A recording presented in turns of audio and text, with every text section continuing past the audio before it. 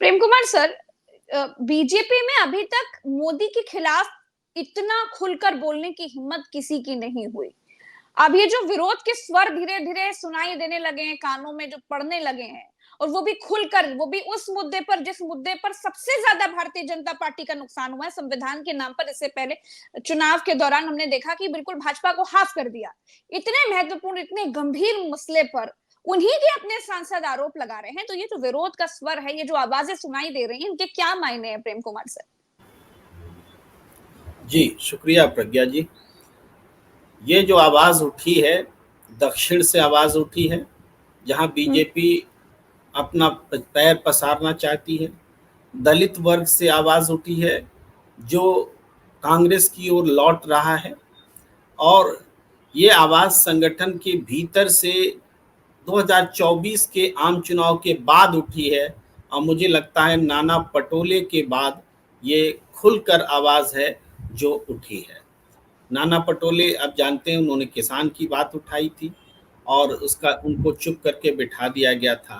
बाद में उन्होंने पार्टी छोड़ दी थी। लेकिन ये उससे मुखर आवाज है। ये कह रहे हैं कि न्याय कहाँ है भारतीय जनता पार्टी में। 7 बार का सांसद हूं, दक्षिण से हूं, दलित हूं, सारे सवर्ण मंत्री बन जाते हैं, हम क्यों नहीं बन पाते? तो ये सवाल बहुत बड़ा सवाल है। और डरो मत का जो नारा राहुल गांधी ने दिया है, ये डरो मत, अब कांग्रेस नहीं, इंडिया गठबंधन नहीं, विपक्ष की पार्टियां नहीं, सीधे सत्ता पक्ष की पार्टी में उनके अंदर से आवाज उठने लगी है कि डरो मत, खुलकर बोलो। एक तरफ आवाज आ रही है कि नरेंद्र मोदी जी कह रहे हैं कि 2014 से पहले, विदेश की धरती पर कह रहे हैं कि 2014 से पहले ये देश रहने लायक ही नहीं था जी। में डूबा हुआ था, निराशा की गर्त में डूबा था। जी। और दूसरी तरफ 2024 में उन्हीं की पार्टी का दलित सांसद निराशा के गर्त में डूबा हुआ दिख रहा है। आईना दिखा रहा है कि कौन निराशा के गर्त में डूबा है। ये देश नहीं डूबा है, ये देश के कुछ कर्णधार हैं जो कुछ लोगों को मौज करा रहे हैं और अपनी ही पार्टी के दलितों को, पिछड़े वर्ग के लोगों को, उनको निराशा के गर्त में धकेल रहे हैं। माने सैद्धांतिक तौर पर भी काट हो रही है, एक बेचैनी का भी एहसास सामने आ रहा है। पार्टी के भीतर जिस तरीके से संगठन में अध्यक्ष तक नहीं है, अध्यक्ष खोज नहीं पा रहे हैं। हम लोगों ने चर्चा की, अभी संसदीय दल की बैठक नहीं हो पा रही है। कुछ लोग मिलकर के सरकार भी चला रहे हैं, पार्टी भी चला रहे हैं। यानी उनकी हिम्मत न पार्टी की बैठक करने की हो रही है, न संसदीय दल की बैठक करने की हो रही है। कारण क्या है? कारण है कि डरो मत की आवाज जो है भारतीय जनता पार्टी के कार्यकर्ताओं में, सांसदों में मचलने लगी है बाहर निकलने के लिए। वो आवाज निकलेगी, निकलना शुरू हुई है। और ये जो डर खत्म हुआ है, तो जिनको डरना चाहिए था वहां डर पहुंच गया है। तो डरो मत का मतलब ये नहीं है आम जनता के लिए है डरो मत, लेकिन उनको तो डरना ही पड़ेगा इनके खिलाफ डरो मत की आवाज बुलंद होगी, उसकी भावना बुलंद होगी। तो वो माहौल बनता दिख रहा है। मुझे लगता है कि बड़े लंबे समय से विपक्ष में, खास करके राहुल गांधी ने जो प्रयास किए हैं, उन प्रयासों का नतीजा राजनीतिक रूप से अलग अलग किस्म से दिख रहा है। इससे ऐसा नहीं है कि एक पार्टी को फायदा हो जाएगा। ये जागरण है, जागरूकता है, और देश के विभिन्न तबकों में ये आई है। अभी आप इतनी बात नहीं, आज मैं देख रहा था अभी आपके चैनल में बैठने से पहले कि नेहा त्रिपाठी नाम की बीजेपी की महिला, वो आवाज उठा रही है कि ब्रजेश पाठक उनका यौन शोषण करते रहे थे। अब बताइए, क्षमा कीजिए, सुब्रत पाठक उनका यौन शोषण कर रहे थे। अब इस बात को समझिए, बीजेपी की महिला, जाहिर बात है इतने दिनों से डरी हुई थी, आज वो डरो मत के नारे के तहत उनका जमीर जागा है कि ऐसे लोगों को एक्सपोज करना चाहिए जो लोगों को डरा करके उनका शोषण कर रहे हैं। यानी व्यक्तिगत स्तर पर, सामुदायिक स्तर पर और एक नागरिक के तौर पर भी आम लोगों में डरो मत का भाव मजबूत हुआ है। और बीजेपी के लिए ये खतरे की घंटी है। सरकार तो बनती है, जाती है, सरकार तो जाएगी, इसमें कोई तय बात है, कोई संशय है ही नहीं। किस दिन जाएगी वो भी ऐसा भी नहीं कि बहुत लंबा समय चलने वाला है, बहुत जल्दी सरकार ये जाएगी।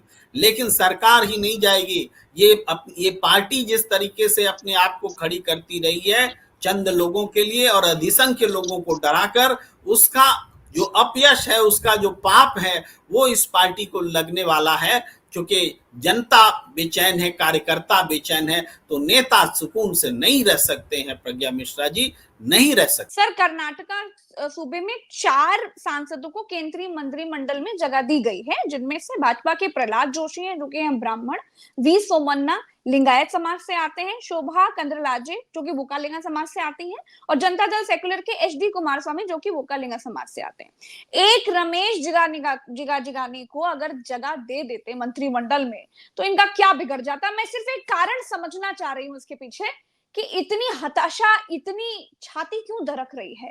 अगर एक दलित सांसद को, जो 7 बार के चुने हुए सांसद हैं, इतने अनुभवी सांसद हैं, उनको मंत्रिमंडल में जगह दे देते, क्या हो जाता। जी प्रज्ञा जी, ये मसला सिर्फ 2024 में मंत्रिपरिषद में जगह मिलने नहीं मिलने का नहीं है।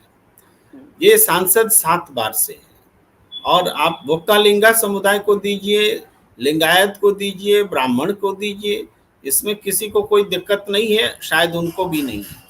लेकिन रमेश जिगानी जो कह रहे हैं, वो ये कह रहे हैं कि आखिर ये कैसा न्याय है कि पूरे दक्षिण भारत में मैं इकलौता दलित हूं।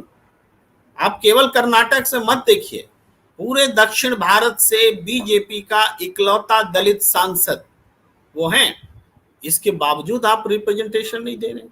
क्या दक्षिण भारत में दलित समुदाय का प्रतिनिधित्व करने वाला बीजेपी का व्यक्ति इस कुर्सी का हकदार नहीं है जो कि मंत्रिपरिषद में उनको जगह मिले? ये बड़ा सवाल है। ये सिर्फ एक व्यक्ति का सवाल नहीं है। वो व्यक्ति का सवाल होता तो 7 बार सांसद रहे, पहले भी वो बात उठाते, इससे पहले भी उठाते। भाई मोदी मंत्रिपरिषद पहली बार तो बन नहीं रही, लेकिन ये सवाल बड़े पैमाने पर उन्होंने बड़े फलक पर उठाए हैं। इसलिए इस सवाल का इम्पैक्ट है और इसलिए ये बहस और चर्चा के केंद्र बिंदु में है। सिर्फ एक व्यक्ति का होता तो हम उसको नाराजगी मान लेते और दूसरे तरीके से चीजों को देखते। अब इसलिए भी है कि जिसका मैंने जिक्र किया था कि दलित समुदाय का आकर्षण विपक्ष की ओर और कांग्रेस की ओर बढ़ा है। और हम तो देखेंगे कि आदिवासियों का भी आरक्षण का जो आकर्षण है अपोजिशन की ओर बढ़ा है, इस चुनाव के नतीजों में भी दिखता है। तो हम इस परिस्थिति में देखें तो ये बीजेपी के लिए बड़ी चिंता का सबब है कि दलित उनसे दूर हो रहे हैं। और फिर भी वो अगर इसे होने देते हैं, तो इसका मतलब है कि दलितों के लिए उनकी सोच में खोट है, जिस बारे में बार बार लोग बोलते हैं।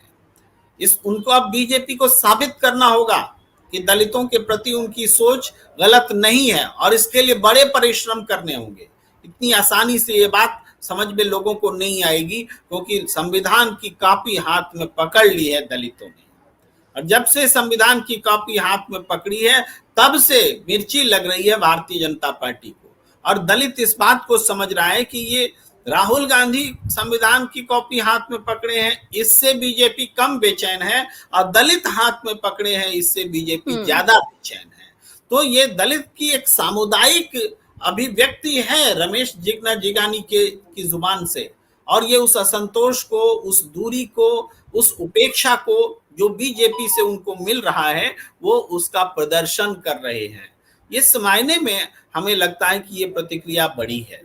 एक और, मैं अभी तुरंत चर्चा हो रही थी तो मैं देख रहा था कि हरियाणा के बारे में एक CSDS का सर्वे आया है। उसमें बताया गया है कि जो राहुल गांधी हरियाणा में 28% की लोकप्रियता 2019 में रखा करते थे, या उससे पहले भी 20 में 21 में, वो आज 58% की लोकप्रियता रख रहे हैं। यानी लगभग 30% का इजाफा हरियाणा में राहुल गांधी को हो रहा है। और आप इसमें भी आप दलित समुदाय को छोड़ नहीं सकते। हालांकि हरियाणा का को अलग नजरिए से देखा जाता है, वहाँ किसान हैं, जाट हैं, पिछड़ा वर्ग हैं, सब हैं, लेकिन दलित की भी आबादी पंजाब से सटी हुई है, पूरे इलाके में दलितों का एक संकेंद्रण है। तो ये प्रकटीकरण है कि राहुल गांधी की पॉपुलैरिटी जो बढ़ रही है उसमें दलित समुदाय का एक बड़ा योगदान है और बाकी समुदाय उनके साथ खड़े हैं। ओबीसी का बड़ा वर्ग उनके साथ आ खड़ा हुआ है। राजनीतिक सोच बदली है। अब मीडिया ऐसे दिखा रहा है कि मजबूत विपक्ष का सामना कमजोर सत्ता पक्ष कैसे करेगी मानसून सत्र में। कभी आपने ऐसी भाषा सुनी थी क्या? ये भाषा बदल रही है। पहले होता था कि मोदी के सामने कौन टिकेगा, विपक्ष में कोई बोलने वाला नहीं है, और आज परिस्थिति ऐसी बदल गई कि सत्ता पक्ष कैसे विपक्ष का सामना करेगा मानसून सत्र में। तो इसके पीछे यही आधार है, जो जनता का आधार जो हम अलग अलग सिम्टम्स में देख रहे हैं और खुद बीजेपी के अंदर से वो बात को परिलक्षित होते हुए देख रहे हैं।